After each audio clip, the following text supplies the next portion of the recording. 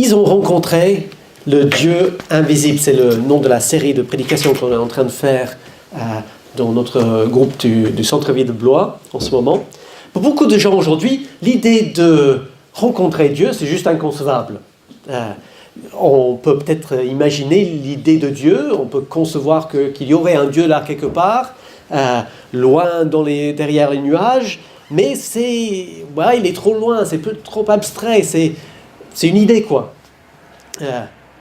On peut y croire, mais le rencontrer, c'est plus pour les illuminés, c'est pour les mystiques. Même pour nous les chrétiens, rencontrer Dieu, ce n'est pas une expérience généralement sensible, c'est pas quelque chose qu'on n'entend pas la voix de Dieu avec nos oreilles physiques, on ne le voit pas avec nos yeux, on ne peut pas le toucher.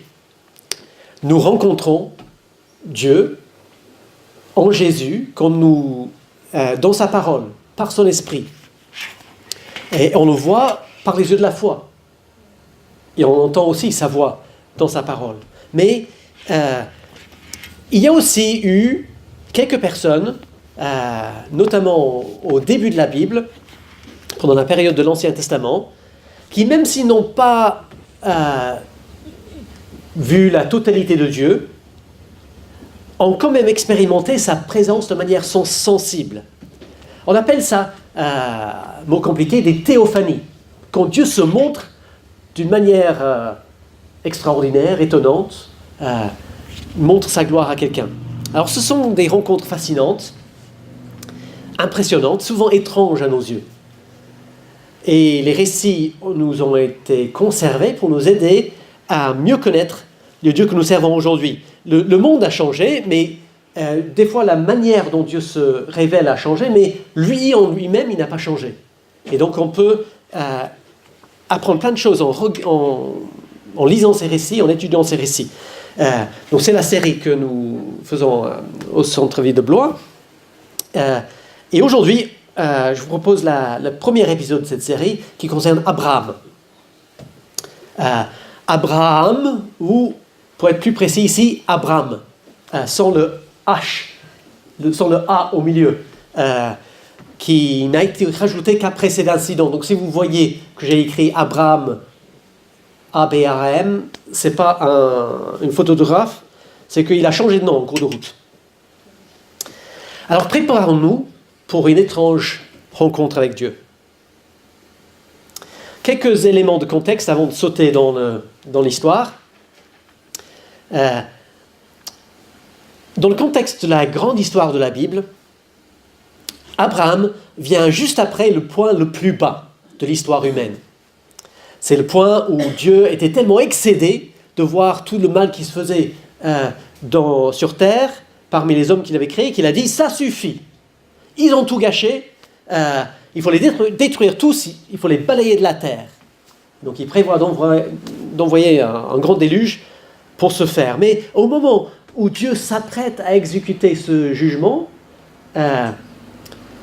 quelque chose bloque en lui.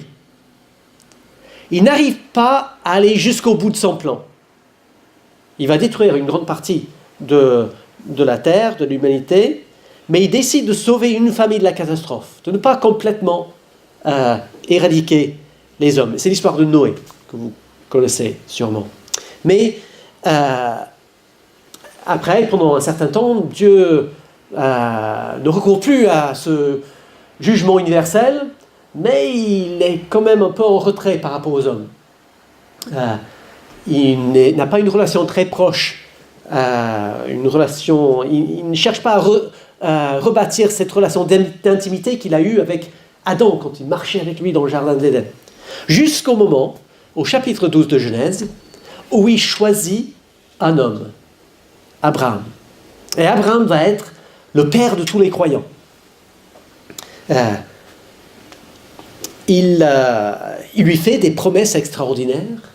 Il va avoir de nombreux descendants, plus qu'il peut compter. Ses descendants vont habiter une terre promise qui sera à eux. Et ces promesses nous concernent aujourd'hui parce que nous en sommes les héritiers. C'était les descendants d'Abraham physique, qui sont devenus le peuple d'Israël, oui, mais aussi ceux qui ont la même foi d'Abraham sont les héritiers de ses promesses. Quand le pays promis que Dieu est en train de préparer pour nous, que Jésus est allé préparer pour nous, c'est ce même pays, terre promise, qui a été promis à Abraham. Nous sommes héritiers de ses promesses de bénédiction. Alors regardons ce qui se passe quand ce Dieu-là rencontre cet homme-là. On va le lire dans Genèse chapitre 15. Genèse chapitre 15, donc c'est vers le début de la Bible. Et si vous voulez le trouver, on va lire tout le chapitre.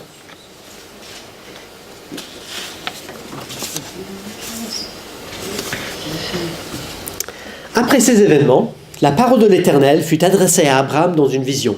Il dit, « Abraham, n'aie pas peur.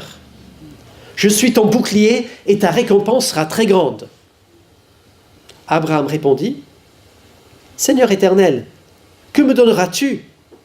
Je m'en vais sans enfant, et l'héritier de mes biens, c'est Eliezer de Damas. » Abraham dit, « Tu ne m'as pas donné de descendance, et c'est un serviteur de ma famille qui sera mon héritier. »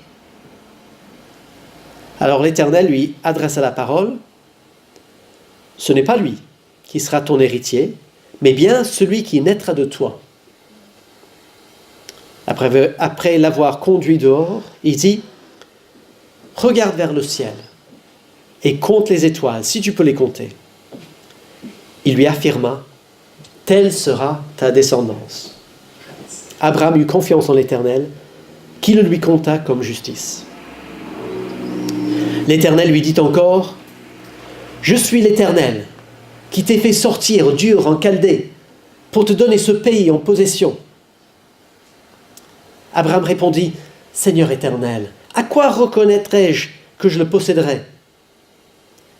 L'Éternel lui dit, « Prends une génisse de 3 ans, une chèvre de 3 ans, un bélier de 3 ans, une tourterelle et une jeune colombe. » Abraham prit tous ces animaux, les coupa par le milieu et mit chaque morceau l'un vis-à-vis de l'autre, mais il ne partagea pas les oiseaux. Les oiseaux de proie s'abattirent sur les cadavres, mais Abraham les chassa. Je reconnais ça un peu bizarre. Ne vous inquiétez pas, on va venir à la signification de tout cela après. Verset 12. Au coucher du soleil, un profond sommeil tomba sur Abraham. Et voici qu'il fut assailli par la terreur et une grande obscurité. L'Éternel dit à Abraham, « Sache que tes descendants seront étrangers dans un pays qui ne sera pas à eux. On les réduira en esclavage et on les opprimera pendant 400 ans. Cependant, la nation dont ils seront esclaves, c'est moi-même qui la jugerai. Et ils sortiront ensuite avec de grandes richesses. Quant à toi, tu iras dans la paix rejoindre tes ancêtres. Tu seras enterré après une heureuse vieillesse. Ce n'est qu'à la 4e génération qui reviendront ici, car la faute des Amoréens n'est pas encore à son comble. » Quand le soleil fut couché, il y eut une obscurité profonde, et un four fumant et des flammes passèrent entre les animaux partagés. Ce jour-là, l'Éternel fit alliance avec Abraham en disant, « C'est à ta descendance que je donne ce pays, celui qui va du fleuve d'Égypte jusqu'au grand fleuve, jusqu'à l'Euphrate, le pays des Kéniens, des Kénisiens, des Cadmoniens, des Hittites, des Phérésiens, des Réphaïm, des Amoriens, des Cananiens, des Girgasiens et des Jébusiens. »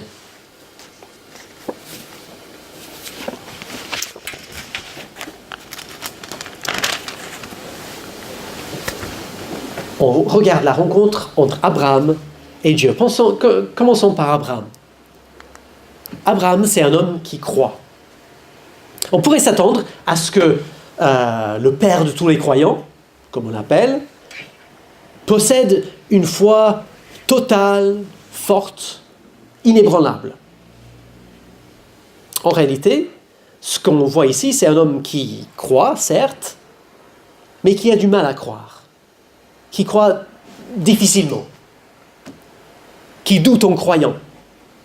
Est-ce que j'ai mis ça? Oui, avec difficulté. Ça résonne avec vous? Ça rend ce héros de la foi, parce que c'en est un, c'est un héros de la foi sans doute, plus proche de nous qu'on l'aurait peut-être pensé. Son attitude fondamentale, on voit au verset 6. Son attitude fondamentale, c'est que Abraham eut confiance en l'Éternel, qui le lui compta comme justice.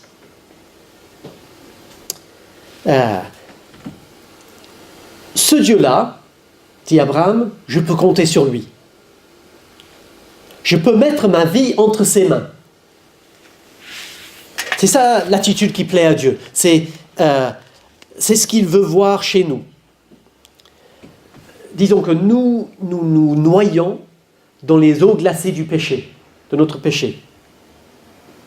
Et Dieu vient comme un sauveteur nous tendre la main pour nous secourir. Avoir la foi, avoir la confiance en Dieu, c'est saisir cette main de salut. Cette main de pompier, si vous voulez. Si ça peut vous parler. Abraham eut confiance en l'Éternel, qui le lui compta comme justice. C'est-à-dire, il le sauva. Il le retira de là. Pour changer la métaphore, il le considéra comme innocent au regard de la loi. Il l'accepte pleinement, il le juge, il ne fait plus peser sur lui la peine du jugement. Alors, objectivement, si on regarde la vie d'Abraham, on reconnaît qu'il méritait quand même le jugement de Dieu. Il n'était pas sans péché. On voit à plusieurs reprises qu'il ment, entre autres choses. Mais à cause de sa foi, l'Éternel le considère comme s'il était juste. Et du coup, il peut être sauvé. Mais c'est une foi qui chancelle. Abraham eut confiance en l'Éternel, verset 6, mais avant cela, versets 2 et 3, on voit qu'il doutait de la promesse de Dieu qu'il avait déjà reçue. Il devait recevoir une grande récompense, mais il dit « j'ai pas d'héritier ». Et c'est trop tard maintenant, il avait à peu près 85 ans au moment où cet incident se passe. Et même après, versets 7 et 8, il demande une confirmation. Il dit « Seigneur, oui, tu m'as fait cette promesse, mais comment est-ce que je vais être sûr? Comment est-ce que je peux pas croire cette promesse ?» Il a besoin d'une encre pour son âme.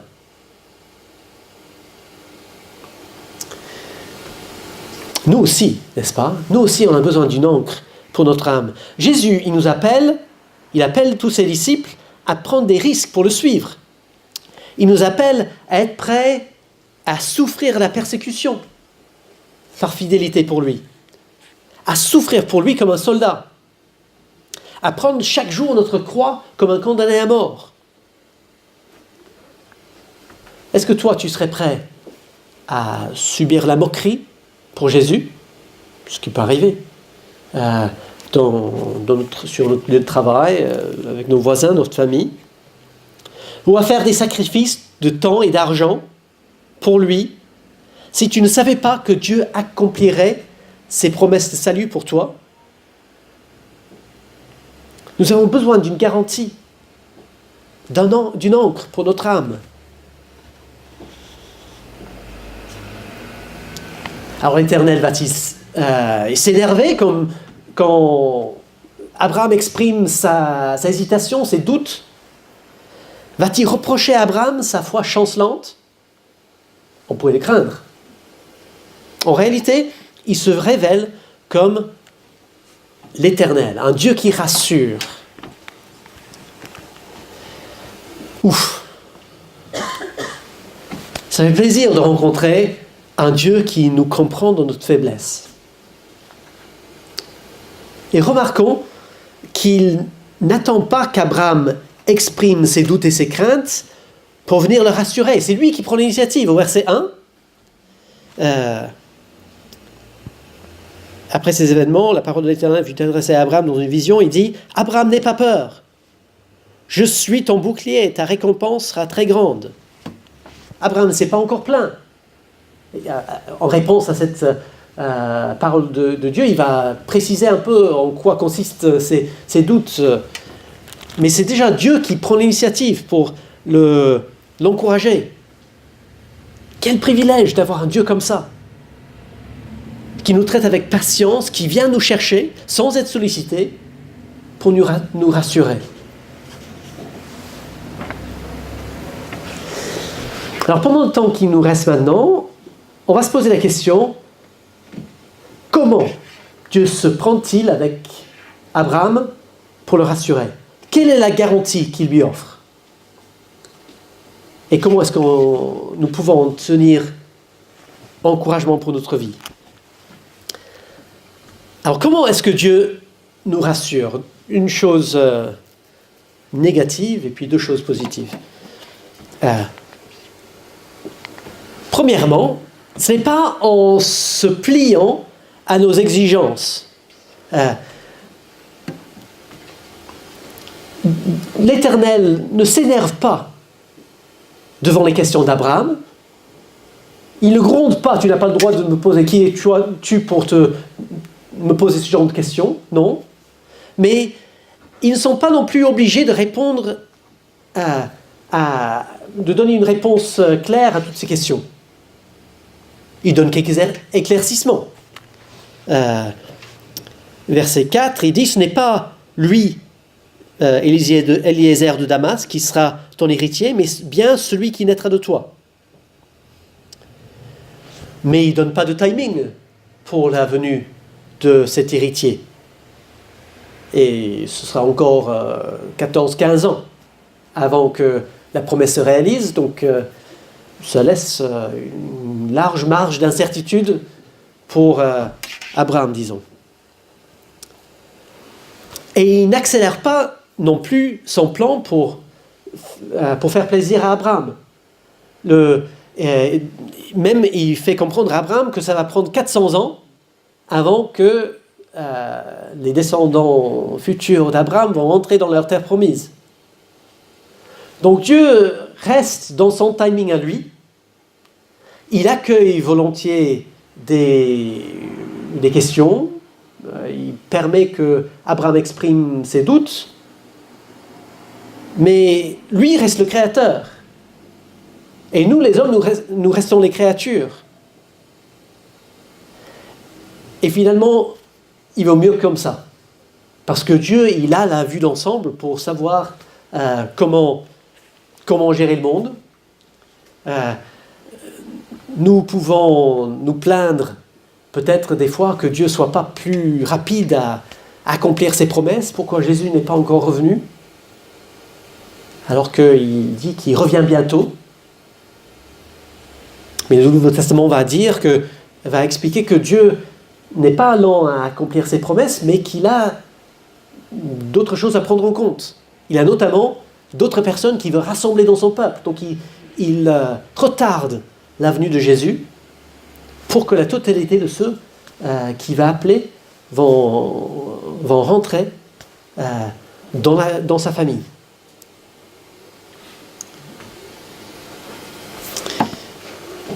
Donc, Dieu ne répond pas, Dieu ne rassure pas Abraham en disant bon, si je me plie à tout ce que tu veux, j'accélère, je fais, ce sera ton timing plutôt que le mien. Non, ça il ne fait pas, mais il fait par deux autres démarches. Premièrement, en mettant sa peau en jeu. C'est le sens de cette étrange vision que nous avons vue. Nous, on a du mal à comprendre toute cette histoire. Pourquoi est-ce qu'il doit... c'est pas qu'une vision d'ailleurs. Ce que fait Abraham, c'est bien réel. Il prend des animaux, il les sacrifie, il les coupe en deux, il les place là de chaque côté d'une espèce de piste qui est fait pour qu'on marche entre les deux morceaux des animaux. Pour nous, tout ça, c'est très, très obscur. Mais à l'époque, c'était une cérémonie courante, c'est une cérémonie d'alliance. Et le mot alliance est utilisé au verset 18. Ce jour-là, l'Éternel fit alliance avec Abraham. Une alliance, c'est une espèce de contrat. Le mot contrat, c'est un peu faible. Mais ça ressemble à ça dans notre culture.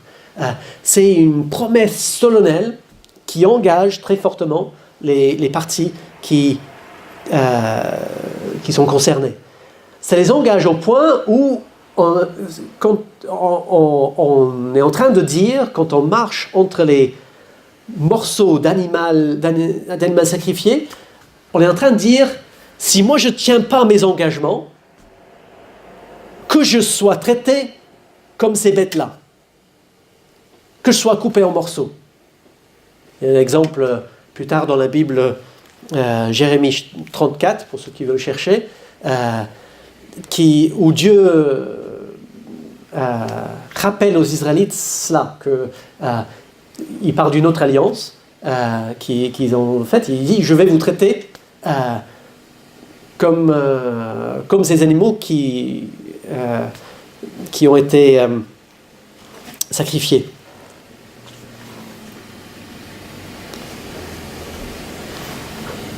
Donc Dieu est en train de dire, moi je m'engage vis-à-vis de toi, Abraham, et si je ne tiens pas mes promesses, que ma vie soit forfait, que je devienne mortel, quelque part. Le Dieu, le créateur de l'univers, en train de mettre sa peau en jeu. Je trouve ça intéressant parce que j'ai entendu à la radio parler d'un livre d'un intellectuel libanais qui s'appelle Nassim Nicolas Taleb. Je pense qu'il vit aux États-Unis et c'est un penseur très influent en ce moment. Et il vient de sortir l'année dernière peut-être un livre qui s'appelle Jouer sa peau. Et l'idée c'est que une grande partie du désenchantement que nous avons avec nos classes dirigeantes aujourd'hui, avec ceux qui prennent des décisions à notre place, c'est que finalement, ils ne risquent pas grand-chose s'ils ne réussissent pas. Les patrons des grandes entreprises, des grandes sociétés du CAC 40, s'ils plantent l'entreprise, si tout le monde est licencié, ils savent au moins qu'eux vont avoir un parapluie doré, ils vont sortir avec une belle retraite. Finalement, qu'est-ce qu'ils risquent? Et ça nous énerve.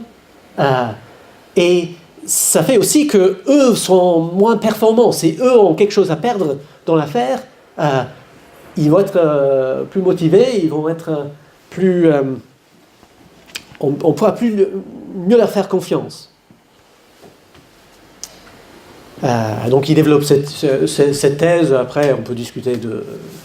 je ne l'ai pas lu, mais je trouve c'est intéressant dans ce contexte de voir que Dieu est prêt à entrer dans ce jeu-là. Dieu est complètement libre, personne ne le contraint à jouer sa peau. Mais lui décide de le faire pour donner confiance aux hommes auprès de qui il s'engage, pour leur donner une encre pour leur âme. On peut penser à la notion de contrat. J'ai dit qu'une alliance, c'est plus qu'un contrat. Mais quand même, si nous allons avoir une transaction avec quelqu'un, si on va acheter une maison ou une voiture ou quelque chose, on est quand même vachement rassuré s'il y a une signature sur papier. Si on ne compte pas seulement sur la parole de la personne, « Ah oui, vous inquiétez pas, je vais payer, ça va venir, ne vous inquiétez pas. » Non, dans ce genre d'histoire, on a besoin d'un morceau de papier qui fait que on a un niveau de confiance supérieur qui nous rassure. Il y aura des conséquences pour la personne s'il ne tient pas parole.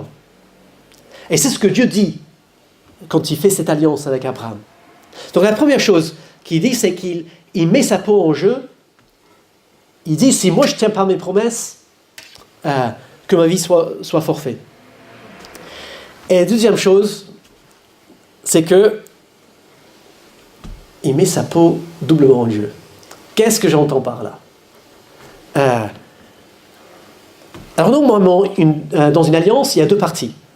Il y a deux signataires d'un contrat, ou dans l'histoire de l'époque, il y avait peut-être un roi et un autre, un roi vaincu. Et ils faisaient une alliance pour sceller leur relation. Mais ici, qui sont les deux parties? Dieu et Abraham. Oui, mais Abraham, il est endormi au moment où l'alliance est scellée. Vous avez vu ça? Au coucher du soleil, un profond sommeil tomba sur Abraham. Et voici qu'il fut assailli par la terreur et une grande obscurité.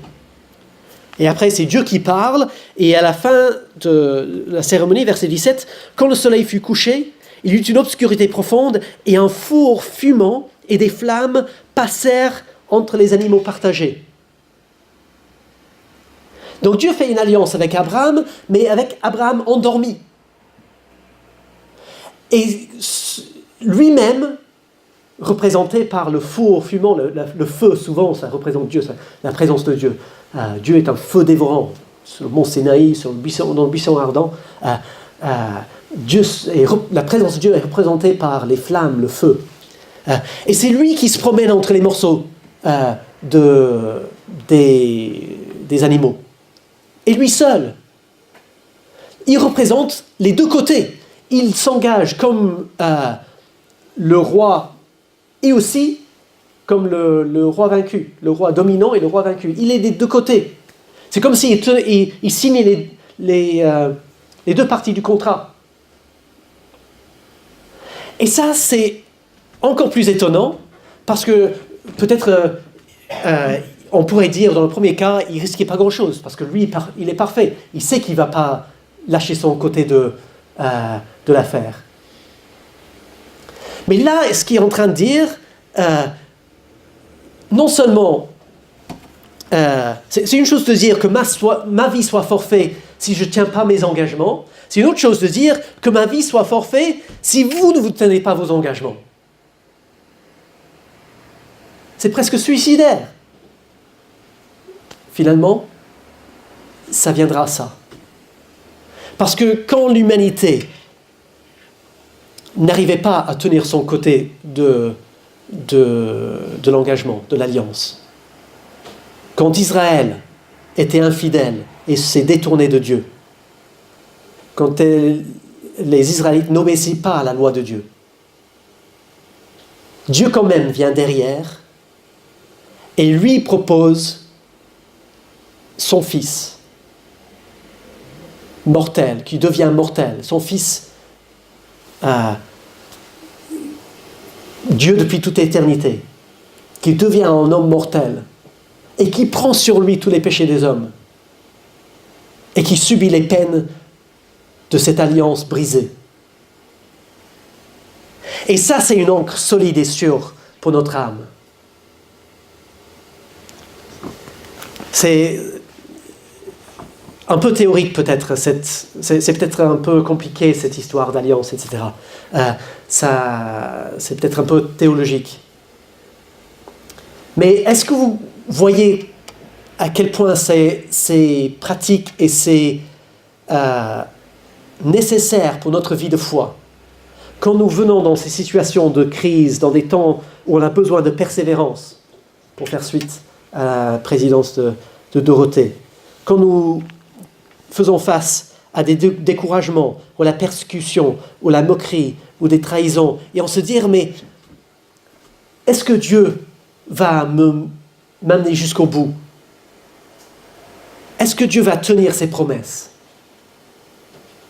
Est-ce qu'au final, quand je mourrai, et est-ce que je vais découvrir que Jésus est allé me préparer une place?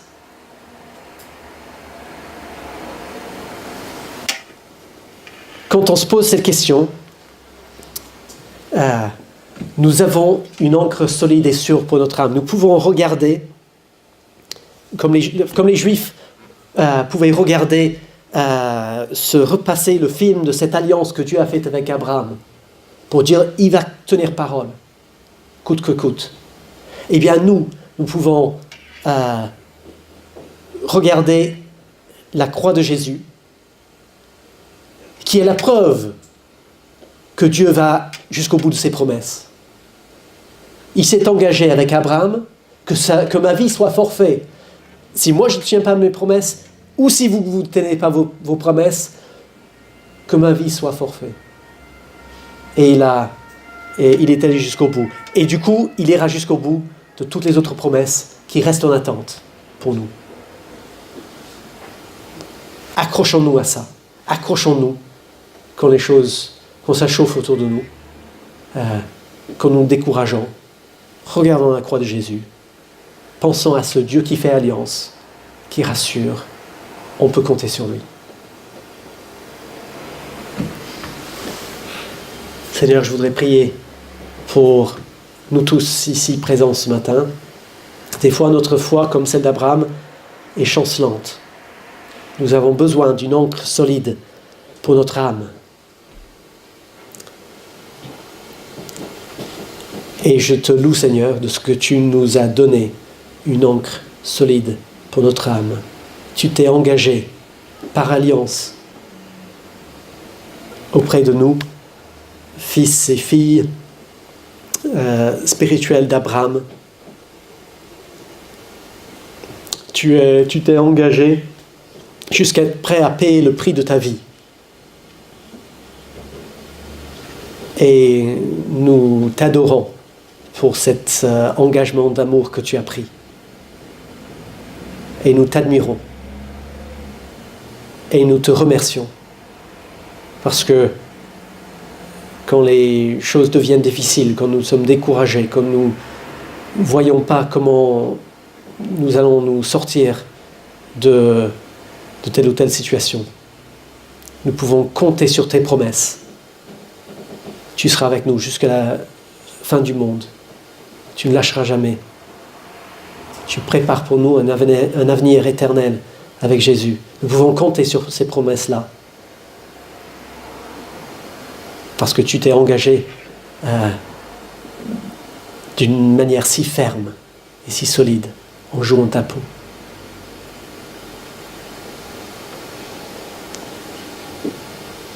Amen.